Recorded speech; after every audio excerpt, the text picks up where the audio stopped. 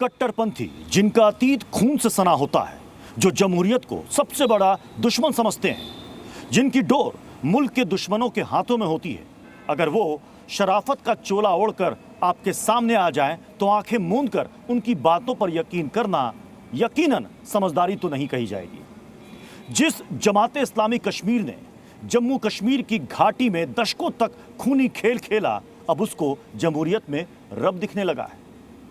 ऐसे में सवाल उठना लाजमी है कि नफरत की जमात किसी साजिश के तहत तो चुनाव में एंट्री नहीं कर रही है।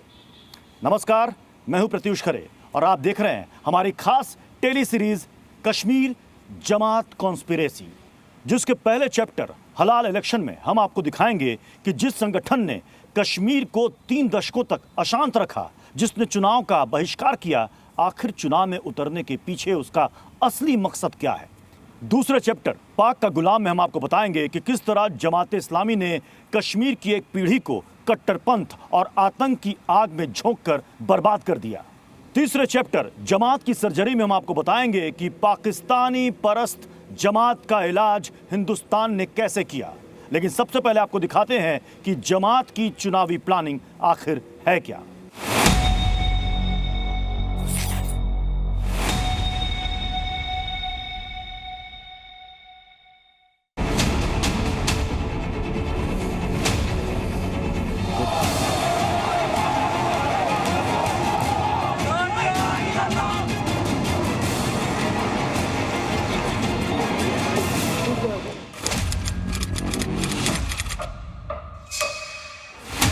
जिन लोगों ने कश्मीर में अमन चैन कायम नहीं होने दिया, जिन लोगों ने घाटी को अलगाववाद और आतंकवाद की आग में झोंक दिया, जो बदलता कश्मीर अब देख रहे हैं, पूरा हिंदुस्तान देख रहा है और पूरी दुनिया देख रही है। हर वो फ्रिंज एलिमेंट जो घर बैठा हुआ था और वर्ग लगाता रहता था जम्मू कश्मीर के, वो मेन स्ट्रीम पॉलिटिक्स में आना चाहता है। जिन लोगों ने देश से गद्दारी करके कश्मीर में पाकिस्तान का एजेंडा चलाने की साजिश रची, जब भी पाकिस्तान से कोई प्रोग्राम आता था या जब भी जो यहाँ पाकिस्तान का सेंटिमेंट था, वो जमात इस्लामी ने जिंदा रखा, इसमें कोई दौराई नहीं है। जिन लोगों ने घाटी में इलेक्शन को हराम कहा, इलेक्शन हराम है, अब इलेक्शन जो है वो हलाल है, वो नए कश्मीर में चुनाव का हिस्सा बन रहे हैं। वो तिरंगे के साए में लोकतंत्र को मजबूत करने की तरफ बढ़ते नजर आ रहे हैं।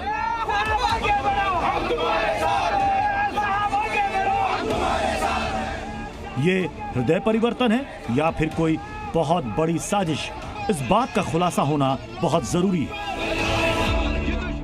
जमात इस्लामी कश्मीर पिछले 4 दशकों से कश्मीर को अशांत रखने वाला सबसे बड़ा संगठन, जिसने वहां की एक पीढ़ी में अलगाववाद और आतंकवाद की ऐसी आग लगाई कि वो पूरी पीढ़ी स्वाहा हो गई।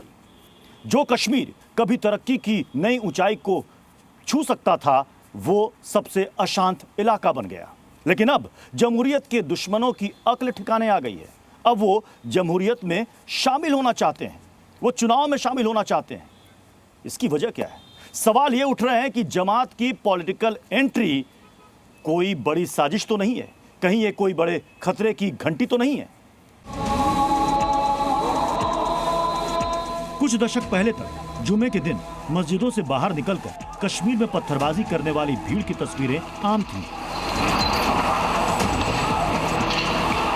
इस भीड़ को भड़काकर काम पर लगाने वाला संगठन जमाते इस्लाम कश्मीर था। घाटी के युवाओं को बरगलाकर इसी संगठन ने आतंक की राह पर भेजा, उनकी जिंदगी तबाह की।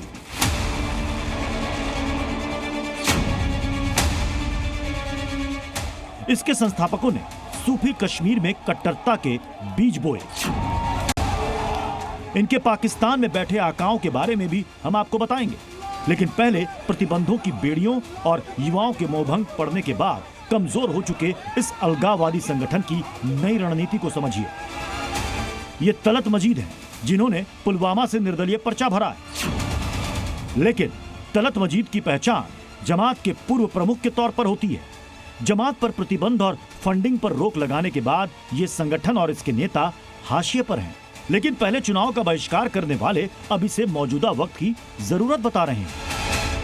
तो 2008 से जब से मैंने इस सियासत के ऊपर सोचना शुरू कर दिया और खासकर मैं जियो पॉलिटिकल सिनेरियो के हवाले से अगर बात करेंगे तो उन सब चीज़ों को मद्देनजर रखते हुए तो मैंने सोचा कि कश्मीर का जो ये सिनेरियो है ये हमें जियो पॉलिटिकल सिनेरियो के एतबार से देखना चाहिए। तो फिर उसी दिन से मुझे ये हुआ कि हमें बहुत सी चीज़ों को तर्क करके अब सियासी अमल जो है वो हमें शुरू करना चाहिए। तो 2014 में मैंने फिर इन चीज़ों का बरमला इज़हार किया और उन्हीं चीज़ों को मैं आज वही चीज़ें जहन में रखी और उन्हीं चीज़ों को मुद्दा भी बना के और एजेंडा भी बना के उसी पे बात करेंगे। सिर्फ तलत मजीद नहीं, कुलगाम से सयार अहमद रेशी का नामांकन स्वीकार हुआ है। दिवसर से नजीर अहमद बट चुनाव लड़ेंगे। बट भी जमाते इस्लामी के सदस्य रहे हैं। जैनपुरा से एजाज अहमद निर्दलीय प्रत्याशी के तौर पर लड़ रहे हैं। एजाज को जमाते इस्लामी के पूर्व सदस्यों का समर्थन है। जम्मू कश्मीर की सियासत में भी जमात की चुनाव में एंट्री के बाद हलचल तेज हो गई है। जमात के लोग निर्दलीय चुनावी मैदान में उतर रहे हैं तो जम्मू कश्मीर के सियासी दल भी काफी सोच समझकर इस पर टिप्पणी कर रहे हैं। वो इनकी पॉलिटिकल एंट्री का स्वागत तो कर रहे हैं लेकिन नफे और नुकसान को देखते हुए ही प्रतिक्रिया जाहिर कर रहे हैं। नेशनल कॉन्फ्रेंस के नेता उमर अब्दुल्ला का बयान सबसे ज्यादा सुर्खियों में है तो वहीं महबूबा मुफ्ती की जमात को लेकर डिमांड, इसके मायने भी निकाले जा रहे हैं। नेशनल कॉन्फ्रेंस ने कभी चुनाव का बहिष्कार करने वाले और सूबे में दशकों तक खून बहाने वालों पर सवाल खड़ा किया है। इलेक्शन हराम है, अब इलेक्शन जो है वो हलाल है। वही महबूबा मुफ्ती जो जमात के समर्थन से पहले चुनाव भी जीत चुकी हैं, मांग कर रही हैं कि जमात से प्रतिबंध हटना चाहिए। अगर जमात इस्लामी इलेक्शन लड़ना चाहती है बहुत अच्छी बात है।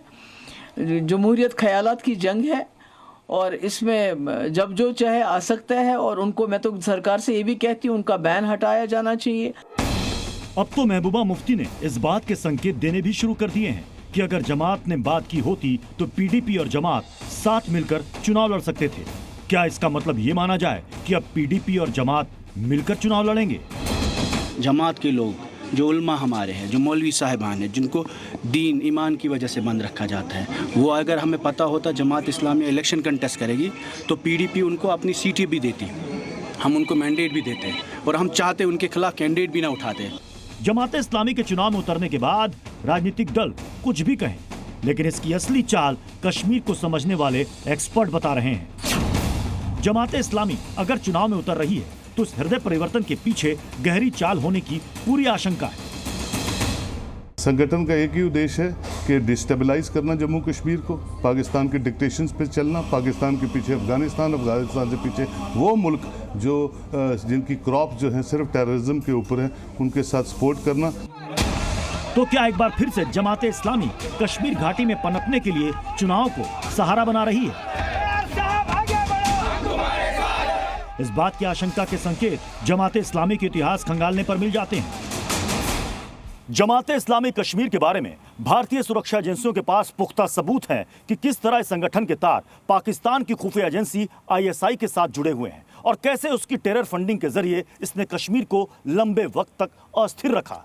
और इसके तार पाकिस्तान की जमाते इस्लामी पाकिस्तान से भी जुड़े हैं जो भारत में इस्लामी राज कायम करना चाहती है। इसलिए आशंका जाहिर की जा रही है कि पाकिस्तान से मिले ऑर्डर के बाद ही जमात ने यहां चुनावी दांव खेला है। पाकिस्तान से लेकर बांग्लादेश तक जो दांव खेला जा चुका है उसे अब कश्मीर में इस्तेमाल करने की योजना बनाई गई है। देखिए, इनको जो डायरेक्शन मिलते हैं पाकिस्तान से। पाकिस्तान के अंदर भी जमात इस्लामी है। अब रिसेंटली आपने देखा बांग्लादेश के अंदर वहाँ पे गवर्नमेंट चेंज हुई और जमात इस्लामी जो वहाँ पे बैन थी उसको उन्होंने बैन हटा दिया और वहाँ पे भी इलेक्शन होंगे। अब जमात इस्लामी देख रही है कि इंडिया में अपने पैर जमाएं। इसको भी इंडिया ने बैन किया था 2019 में और ये अब इलेक्शन में आना चाहते हैं। अलगाववादियों और आतंकवादियों की जमात का चुनाव को लेकर मोह दिखाने की एक और बड़ी वजह है पिछले लोकसभा चुनाव का एक हैरान करने वाला परिणाम। टेरर फंडिंग के आरोप में जेल में बंद इंजीनियर रशीद ने पुलवामा से पूर्व मुख्यमंत्री उमर अब्दुल्ला को 2 लाख से ज्यादा वोटों से हरा दिया था। जब पार्लियामेंट के इलेक्शन हुए थे तो यहाँ से बहुत से लोगों ने पार्टिसिपेट किया जम्मू एंड कश्मीर के अंदर और उस टाइम पे इंजीनियर रशीद जो एक टेररिस्ट हैं और टेररिस्ट फंडिंग के उनके ऊपर चार्जेस लगे हुए हैं, जेल में है, जेल से इलेक्शन जीत गए। तो इससे जितने भी वहाँ पे टेररिस्ट थे, टेररिस्ट लिंक लोग थे, वो भी अब इलेक्शन लड़ना चाहते हैं। जमात इस्लामी वैसे इंडिपेंडेंट कैंडिडेट खड़े कर रही है, लेकिन अब चाहते हैं कि वो इलेक्शन के अंदर पार्टिसिपेट करे, और पार्टिसिपेट करना वो एक मेन स्ट्रीम में आना चाहते हैं। 37 साल से जमात इस्लामी चुनाव में नहीं उतरी, लेकिन इससे पहले जमात इस्लामी ने घाटी में अपनी जड़ों को मजबूत करने की पूरी कोशिश की थी। घाटी का सबसे बड़ा अलगाववादी सैयद अली शाह गिलानी इसी के बैनर तले सबसे पहले विधानसभा पहुंचा। 1971 में सबसे पहले जमात ने लोकसभा चुनाव में हिस्सा लिया, लेकिन जीत नहीं मिली। 1972 में जम्मू कश्मीर विधानसभा चुनाव में जमात ने 5 सीटें जीती। 1977 में जमात को सिर्फ 2 सीटें मिली। 1983 में जम्मू कश्मीर में जमात का खाता तक नहीं खुला। 1987 में जमात इस्लामी ने मुस्लिम यूनाइटेड फ्रंट के तहत चुनाव में हिस्सा लिया। फ्रंट ने 4 सीटें जीती और सैयद अली शाह गिलानी विधानसभा पहुंचे, लेकिन इसके बाद जमात ने हमेशा चुनाव का बायकॉट किया। अचानक 90 के दौर में 90 के इफ्तिदा में यहाँ मिलिटेंसी का आगाज़ हुआ, तो जमात इस्लामी के लीडर उस वक्त ये कहा करते थे कि हम इसके साथ नहीं हैं, हमने कभी तशद्दुद इख्तियार नहीं किया है, न हम तशद्दुद के साथ हैं। लेकिन अचानक जब उन्हें लगा कि कहीं न कहीं हम पीछे रह रहे हैं, जम्मू कश्मीर लिबरेशन फ्रंट के अगेंस्ट में उन्होंने हिज़्बुल मुजाहिदीन का क़याम अमल में लाया, और वो कहते थे कि ये हमारी फौजी बाजू है। इसके बाद जमात ने चुनाव में नहीं, सिर्फ आतंक और अलगाववाद में हिस्सा लिया। 3 दशकों तक घाटी में खून की होली खेली। अब एक बार फिर जमात को चुनाव की याद आई है। कश्मीर के कुछ इलाकों में जमात की मानसिकता वाले उनके समर्थक अब भी मौजूद हैं। ऐसे में राजनीतिक पार्टियों के साथ साथ एजेंसियों की भी नजर इनकी एक्टिविटी पर है।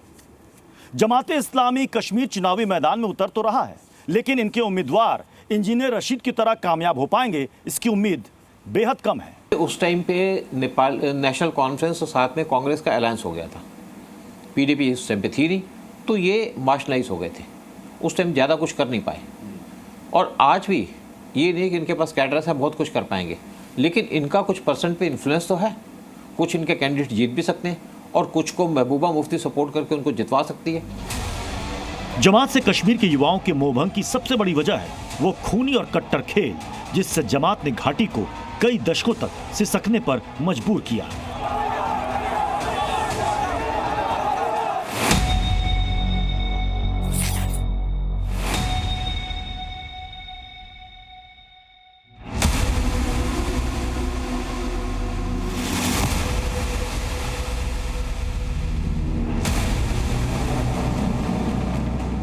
पाकिस्तान के हाई कमिश्नर का बात करना या उनका पाकिस्तान की कमीशन वहाँ एम्बेसी में जाना, ये कोई नई बात नहीं थी, वो तो होता रहता है।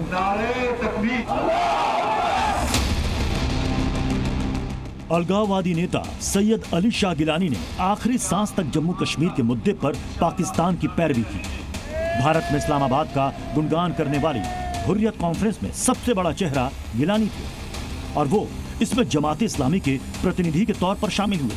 यानी पाकिस्तान और जमात के बीच मालिक और गुलाम वाला कनेक्शन रहा है। साल 2021 में गिलानी की मौत हो गई, पर पाकिस्तान अब भी उसी के नाम पर कश्मीर कार्ड खेलने की कोशिश कर रहा है। इसी हफ्ते वाघा बॉर्डर पर मोहम्मद अली जिन्ना की तस्वीर के बदले पाकिस्तान ने सैयद अली शाह गिलानी की तस्वीर लगाई। दरअसल पाकिस्तान के टारगेट पर कश्मीर का चुनाव है, जहां अलगाववादी संगठन कमजोर पड़ रहे हैं, इसलिए सीमा पार से पाकिस्तान तस्वीर लगाकर इनकी मदद करने की कोशिश कर रहा है। पाकिस्तान हमेशा से सपोर्ट कर रहा है अखलाकी सतह पर, सियासी सतह पर और सफारती सतह पर। कट्टरपंथी अलगाववादी विचारधारा वाली ये जमात पाकिस्तान के इशारे पर कश्मीर में आतंक का समर्थन करते हुए युवा कश्मीरियों का ब्रेन वॉश करके उसका इस्तेमाल टेरर के लिए करती रही है। खुद कश्मीरी मानते हैं कि जमात उनके लिए कम और पाकिस्तान के लिए ज्यादा काम करती है। और 96 की इलेक्शन जब मैंने देखी है, जो कवर की है, उस वक्त तो गवर्नमेंट ऑफ इंडिया की रिहेबिलिटेशन पॉलिसीज थी कि जितने सरेंडर मिलिटेंट्स हैं वो आएँ और मेन स्ट्रीम पॉलिटिक्स में ज्वाइन करें। और अब जब क्योंकि बैन 5 साल का मिनिस्ट्री ऑफ होम ने बढ़ा दिया है, तो ये वो एलिमेंट्स हैं जो कश्मीर को पाकिस्तान की डिक्टेशन पे चलाते थे और किसी न किसी फिराग में पावर कॉरिडोर्स को एंजॉय करना चाहते हैं। कश्मीरियों को जमात के चुनाव लड़ने की संदेह की बड़ी वजह है इस कट्टरपंथी संगठन का आतंकी कनेक्शन। पाकिस्तानी आतंकी संगठनों की पैरवी करने और उन्हें कश्मीर की मुख्य धारा में लाने की कोशिश जमाते इस्लामी जम्मू कश्मीर करती आई है। जमाते इस्लामी जम्मू कश्मीर 7 दशकों से भी अधिक पुराना सबसे खतरनाक कट्टरवादी संगठन है जो कश्मीर में आतंकवादी और अलगाववादी गतिविधियों को बढ़ावा देता आया है। जमाते इस्लामी कश्मीर का घाटी में इतना ज्यादा असर है कि कश्मीर के आतंकवादी संगठनों और अलगाववादी संगठनों के कैडर के 95% सदस्य ऐसे हैं जिनका कभी न कभी नाता जमाते इस्लामी से रहा है। लेकिन अब कश्मीर की आवाम इनके आतंकी बायोडाटा को अच्छी तरीके से समझ और जान चुकी है। 1988 में पाकिस्तान ने कश्मीर में जमाते इस्लामी जम्मू कश्मीर की मदद से प्रॉक्सी वॉर शुरू की। 1989 तक आतंकी संगठन हिजबुल मुजाहिदीन और JKLF जमात के टेरर विंग की तरह काम करने लगे। गृह मंत्रालय के मुताबिक जमात का कनेक्शन लश्कर ए तैयबा सहित दूसरे आतंकी संगठनों से भी है। कश्मीर में होने वाले कई आतंकी हमलों के लिए जमात को जिम्मेदार माना गया। जमात उन संगठनों से भी कनेक्टेड रहा है जो पाकिस्तान के साथ मिलकर जम्मू कश्मीर में आतंकवाद फैलाते हैं। जन्नत का माहौल बिगाड़ने के लिए जमात ने एक और रास्ता अपनाया। घाटी में सूफी दरगाहों का प्रभाव कम करने के लिए जमात ने कट्टर वहाबी विचारधारा फैलाने वाली मस्जिदों और मदरसों का निर्माण करवाया। बांदीपुरा में मेरे पीछे एक ये मस्जिद है और अमूमन खुफिया एजेंसी जो बात कर रही हैं वो नई मस्जिदें हमें बहुत ज़्यादा इसी तरीके से देखने को मिल रही हैं। बांदीपुरा का इलाका बहुत सेंसिटिव इलाका कहा जाता है। कट्टरपंथी ताकतें लगातार जम्मू कश्मीर में मस्जिदें खड़ी कर रही हैं जिनका उपयोग भी उतना नहीं होता और इससे सबसे ज़्यादा आहत कश्मीर के मूल कश्मीरी भी हैं क्योंकि उनको लग रहा है कि कट्टरपंथियों की ताकत लगातार बढ़ती जा रही है। तो आखिर क्यों इस तरीके के कदम नहीं उठाए जा रहे, क्यों ये नहीं देखा जा रहा कि अचानक जो ये मस्जिदें बढ़ रही हैं, जो ज़मीनों पर तेज़ी से उनको कब्जा करने की कोशिश हो रही है, ये लोग हैं कौन, कहाँ से इनके पास पैसा आ रहा है। लेकिन हम फिर बार बार बोल रहे हैं इस जगह खड़े होकर के ये किसी एक धर्म की बात नहीं है, बात कश्मीर के लोग इस मुद्दे को उठा रहे हैं, बार बार कह रहे हैं कि कट्टरपंथी लोग उनके धर्म को कह सकते हैं दूसरी तरफ ले जाने की कोशिश कर रहे हैं, नौजवानों को बहकाने की कोशिश कर रहे हैं। वहाबी विचारधारा ने कश्मीर में आतंक को और भड़काने में मदद की। जो पहले कश्मीर की आजादी की मांग करते थे वो इस्लाम के लिए लड़ने लगे और यहाँ जमात ने आग में पेट्रोल डालने का काम किया।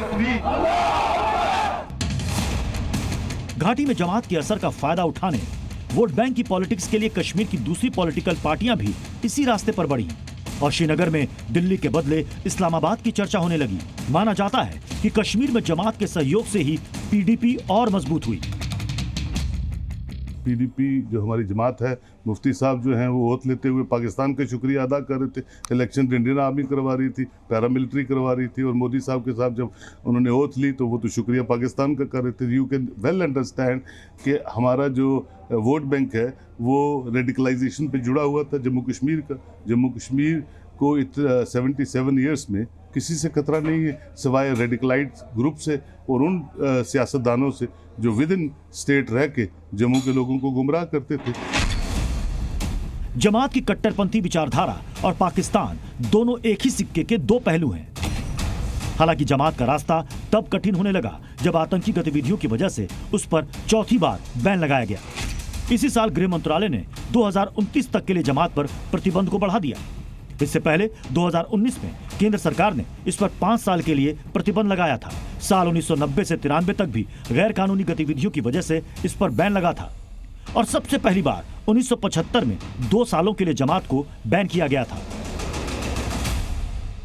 जमाते इस्लामी जम्मू कश्मीर ने कश्मीर के विधानसभा चुनाव में उतरने की नई रणनीति तैयार की है, जिसके तहत वो निर्दलीय उम्मीदवारों को चुनाव में उतारकर अपनी खोई हुई ताकत को हासिल करना चाहता है, जिससे वहां की पॉलिटिकल पार्टियों की चिंता बढ़ गई है। उन्हें ऐसा लगता है कि जमात की सक्रियता का जम्मू कश्मीर के दूसरे राजनीतिक दलों पर असर पड़ सकता है।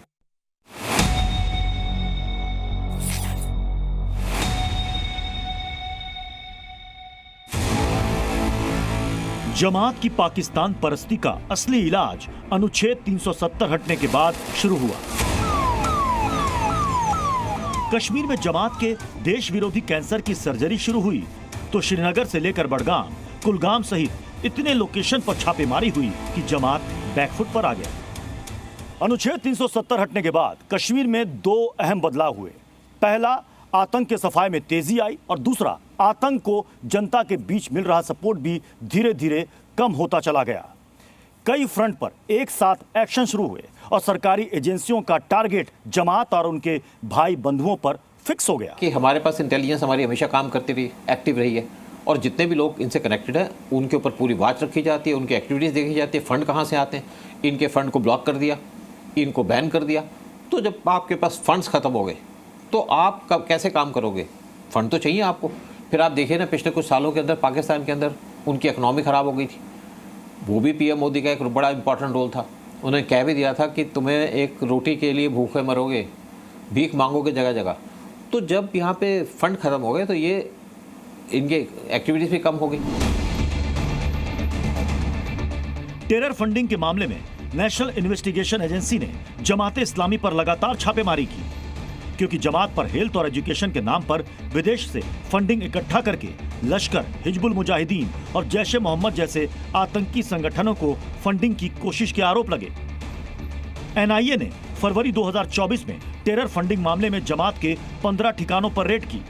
मई 2023 में जम्मू कश्मीर के 16 ठिकानों पर एनआईए की टीम ने छापेमारी की और दिसंबर 2022 में जम्मू कश्मीर की स्टेट इन्वेस्टिगेशन एजेंसी ने घाटी के 4 जिलों में जमात की 100 करोड़ रुपए की कई संपत्तियों को जब्त किया था। इन छापेमारियों का नतीजा है कि पिछले कुछ सालों से कश्मीर के माहौल में शांति आ गई है। यानी जैसे ही जमात पर लगाम लगी तो घाटी में पत्थरबाजी और टेरर दोनों कम होते गए। खतरा तो सबसे ही है और अगर सेंट्रल गवर्नमेंट ने इसको बैन किया 2019 से, जब आर्टिकल 370 को वहाँ से इन्होंने हटाया था कश्मीर से, तो इसको बैन करने का पर्पस था कि इनकी बहुत से इनके खिलाफ प्रूफ थे। हज़ारों पेजों के पन्ने पड़े हैं रॉ और आईबी के पास, इनकी जो इन्वॉल्वमेंट थी टेरर एक्टिविटीज़ के अंदर। और जैसे मैंने कहा कि पाकिस्तान इनको सपोर्ट करता है, पाकिस्तान इंडिया के अंदर टेरर एक्टिविटी के अंदर इन्वॉल्व होता है। और देखिए, जब से आर्टिकल 370 हटा और जमात इस्लामी के ऊपर बैन लगा तो कश्मीर में पीस है। अब जमात इस्लामी दोबारा इकट्ठे करना चाहती है, अपने पैर पसारना चाहती है इंडिया के अंदर। फिलहाल नया कश्मीर चुनाव के लिए तैयार है। जमात के निर्दलीय उम्मीदवार एक बार फिर से जमात का प्रभाव बढ़ाना चाहते हैं, लेकिन क्या कश्मीर का युवा इनके रिकॉर्ड को देखते हुए दोबारा इनका साथ देगा? जम्मू कश्मीर में शांतिपूर्ण लोकसभा चुनाव के बाद जमात को विधानसभा चुनाव में खुद के लिए मौका दिख रहा है। लेकिन सवाल है कि क्या इस पाकिस्तान परस्त जमात का कश्मीर की आवाम और खासकर वहां का युवा वर्ग साथ देगा? क्योंकि पिछले कुछ वक्त से कश्मीर में विकास के साथ साथ एक बड़ा बदलाव होता हुआ भी दिखा है। इसलिए उम्मीद यही है कि कश्मीर की आवाम अपने इतिहास को देखते हुए ही अपना भविष्य तय करेगी। तो कश्मीर जमात कॉन्स्पिरेसी में आज बस इतना ही। आप बने रहिए जी न्यूज़ के साथ।